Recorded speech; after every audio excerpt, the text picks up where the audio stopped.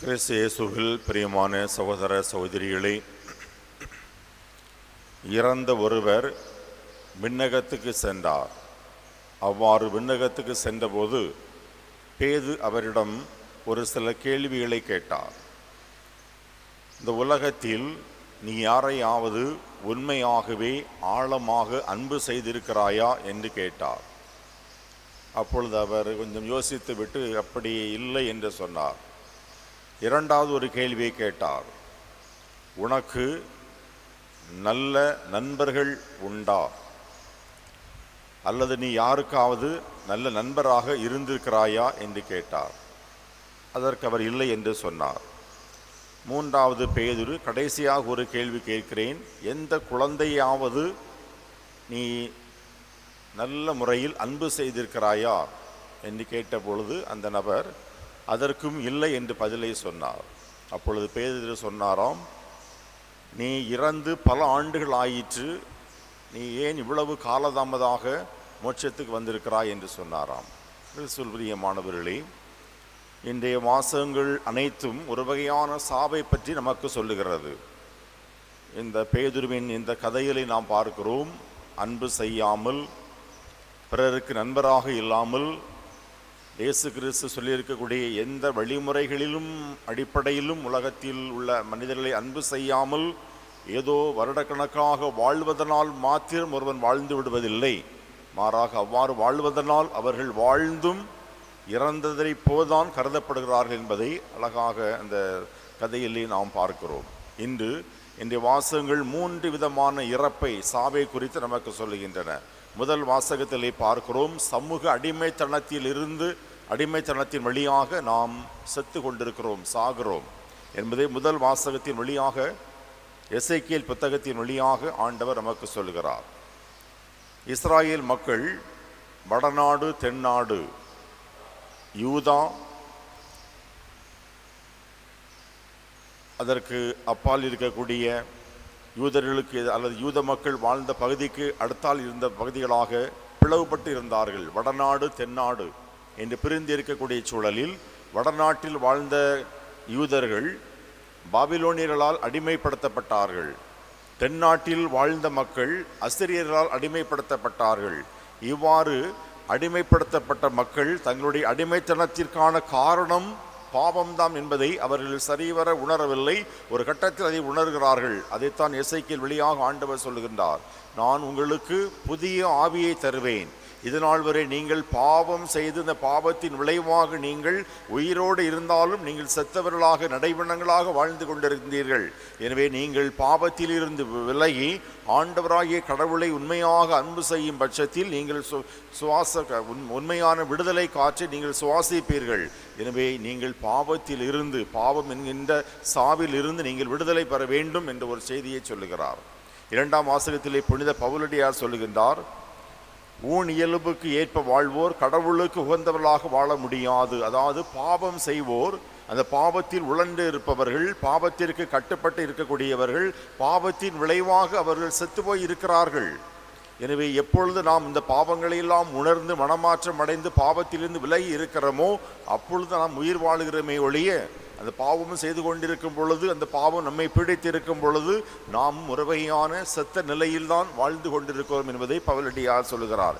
எனவே கிறிஸ்துவை நாம் நம்முடைய மீட்பராக ஏற்றுக்கொண்டால், கிறிஸ்துவின் ஆவியானவர் நம்மில் குடிகொள்வதாக இருந்தால், கிறிஸ்து நம்மை ஆட்கொண்டால், எந்த பாவமும் நம்மை ஆட்கொள்ளாமல் நாம் பார்த்து கொள்ள வேண்டும். இல்லை என்றால் அப்படிப்பட்ட பாவம் என்கின்ற சாவின் தலையில் இருந்து நாம் விடுபட முடியாது. அதுவும் ஒரு வகையான சாவுதான் என்பதை அவர் பவுலடியார் அழகாக சொல்கிறார். இன்று வாசிக்கப்பட்ட நற்செய்தி வாசகத்தில் நாம் பார்க்கிறோம், நம்பிக்கையின்மையினாலும் ஒருவர் சாகலாம் என்பதை பார்க்கிறோம். லாசர் நம்பிக்கை கொண்டிருந்தார். அவருடைய சகோதரிகள் மார்த்தா, மரியா இவர்கள் நம்பிக்கை கொண்டிருந்தார்கள். எந்த இடத்தில் இயேசு லாசரை மிக எளிதாக அவருக்கு மீண்டும் உயிரை கொடுக்கிறார். எனவே இந்த இடத்தில் யாரெல்லாம் நம்பிக்கை இல்லாமல் இருக்கிறார்களோ அவர்கள் இறந்தவர்களாக கருதப்படுவார்கள் என்ற ஒரு சிந்தனையை நாம் இங்கே புரிந்து கொள்ள முடிகிறது. ஒரு மனிதன் உணவில்லாமல் 70 நாட்கள் வாழ முடியுமாம், தண்ணீர் இல்லாமல் 10 நாட்கள் வாழ முடியுமாம், காற்று இல்லாமல் 6 நிமிடங்கள் வாழ முடியுமாம். ஆனால் நம்பிக்கை இல்லாமல் வாழ முடியும், ஆனால் வாழக்கூடாது என்று சொல்லுகிறார்கள். எனவே இந்த நம்பிக்கை மனிதர்கள் மத்தியிலும் இருக்க வேண்டும், அதே சமயத்தில் கடவுள் மீதும் அதிகப்படியான நம்பிக்கை இருக்க வேண்டும். இல்லை என்றால் அந்த வாழ்வு ஒரு செத்த வாழ்வுக்கு சமம் என்பதை நாம் இந்த வாசகத்திலே பார்க்கிறோம்.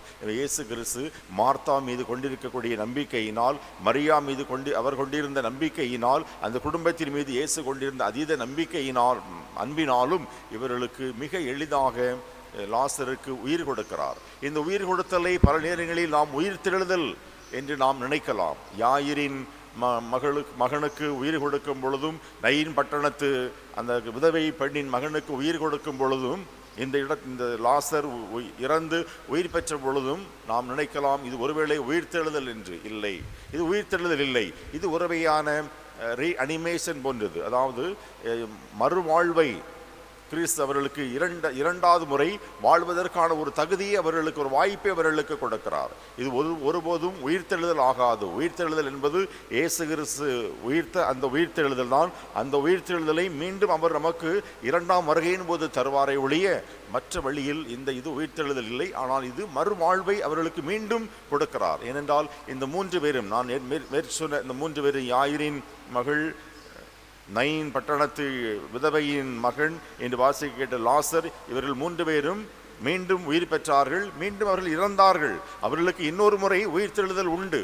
அதுபோல் நம் அனைவருக்குமே உயிர்த்தெழுதல் ஒரு நாள் உண்டு. அந்த உயிர்த்தெழுதலில் பங்கெடுப்பதற்கு நம்பிக்கையான ஒரு வாழ்வை நாம் வாழ்ந்தோமே என்றால் சாவு நம்மை பீடிக்க முடியாது. ஆண்டவர் நம்மை மாட்சியுடன் உயிர்த்தெழச் செய்யும் பொழுது அப்படி வலப்பரத்தில் நாம் செல்வதற்கு ஏதுவாக இருக்கும் என்பதை இந்த லாசர், அவருடைய சகோதரிகள் மார்த்தா, மரியா இயேசு மீது கொண்டிருக்கக்கூடிய நம்பிக்கையின் வழியாக வெளிப்படுத்தப்படுகிறது. எனவே கிறிஸ்து பிரியமானவர்களே, இன்று இந்த 3 வகையான சாவு இறப்பை பற்றி நாம் பார்த்திருக்கிறோம். எனவே தவக்காலத்தின் 5வது ஞாயிறை கொண்டாடக்கூடிய இந்த நாளில் நம்மை எப்படிப்பட்ட சாவு இறப்பு பீடித்திருக்கிறது என்பதை நாம் உணர வேண்டும்.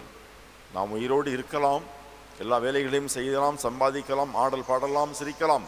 ஆனாலும் மேற்சொன்ன இந்த சமூக அடிமைத்தனங்கள், பாவம் சூழ்ந்த அடிமைத்தனம், பாவம் நம்மை பீடித்திருப்பது அல்லது நம்பிக்கையின்மை என்ற ஒரு நிலை, இவற்றில் நாம் வாழ்ந்தோமே என்றாலும் நாம் ஏதோ ஒரு வகையில் நாம் இறந்தவர்களாகத்தான் கடவுளின் பார்வையில் கருதப்படுவோம். எனவே இந்த மேற்சொன்ன இந்த வாசகங்கள் என்று சொல்லக்கூடிய குறைந்தபட்சம் இந்த 3 விதங்களில் இருந்தாவது நாம் வெளிவருவோம். ஒன்று, சமூக அடிமைத்தனத்தின் வழியாக சாவு.